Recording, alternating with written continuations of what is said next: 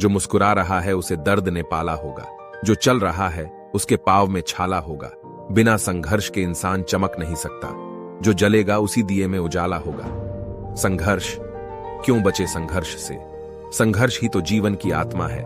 जितना कठिन संघर्ष होगा उतनी ही शानदार जीत होगी। एक बार एक किसान भगवान से बहुत ही नाराज हो गया। किसान बहुत मेहनती था, बहुत मेहनत से वह खेतों में अनाज उगाता, उसकी देखभाल करता, पर अक्सर उसकी फसल खराब हो जाती। कभी सूखा पड़ जाता, कभी बाढ़ आ जाती, कभी तेज धूप, कभी आंधी, कोई न कोई कारण बन ही जाता कि उसकी फसल खराब हो जाती। एक दिन वह किसान गुस्से में आसमान की ओर देखकर भगवान से कहा, हे ईश्वर, आपको लोग सर्वज्ञाता मानते हैं कि आप सब जानते हैं, कहते हैं कि आपकी इच्छा के बिना एक भी पत्ता नहीं हिलता, पर मुझे तो लगता है कि आप छोटी सी छोटी बात भी नहीं जानते। आपको तो यह भी नहीं पता कि खेतीबाड़ी कैसे करते हैं। अगर आप जानते होते तो हर समय जो बाढ़, आंधी और तूफान आते हैं वो कभी नहीं आते। आप नहीं जानते कि कितना नुकसान उठाना पड़ता है हम किसानों को। यदि आप मेरे हाथ में यह शक्ति दे दे कि जैसा मैं चाहूं वैसा मैं मौसम कर दूं, फिर आप देखना मैं अन्न के भंडार लगा दूंगा।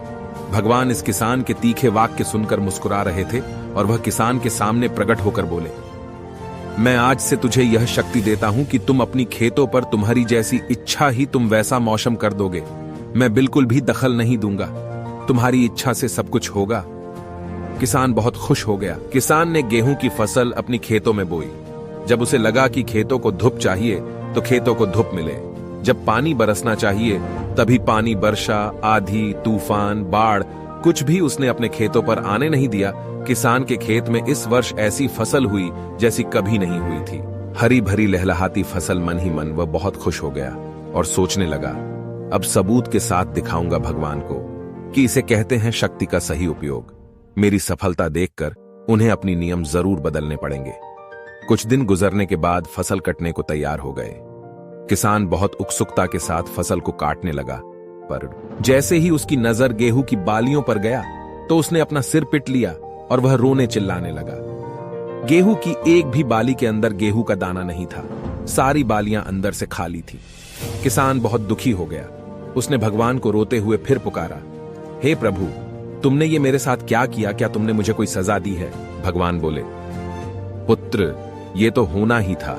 तुमने पौधों को संघर्ष करने का मौका ही कहा दिया ना, तो तुमने उन्हें आंधियों से जूझने दिया, ना तेज बारिश से सहने दिया और ना ही धूप में तपने दिया। एक भी चुनौती का सामना तुमने उन्हें नहीं करने दिया। इसीलिए सारे पौधे अंदर से खोखले रह गए। जब आंधी, तूफान, तेज बारिश और धूप पड़ती है तभी ये पौधा अपने अस्तित्व को बचाने के लिए संघर्ष करते हैं, और इसी संघर्ष से एक बल पैदा होता है जिसमें शक्ति होती है, ऊर्जा होती है। और यही ऊर्जा पूर्ति तेरे गेहूं के दानों की तरह जो नहीं फूटी, तूने उन्हें कठिन परिस्थितियों से गुजरने ही नहीं दिया जहां उनके अस्तित्व का जन्म होता। सारे बालियां इसीलिए खाली है, इसमें एक भी गेहूं का दाना इसलिए नहीं है क्योंकि तुमने अपने पौधों को संघर्ष कराया ही नहीं। याद रखिए, स्वर्ण में स्वर्णीय आभा तभी आती है जब वह आग में तपने, गलने और हथौड़े से पीटने जैसे संघर्षों से गुजरता है। कोयले का टुकड़ा हीरा तभी बनता है जब वह उच्च दाब और उच्च ताप की मुश्किल परिस्थितियों से गुजरता है।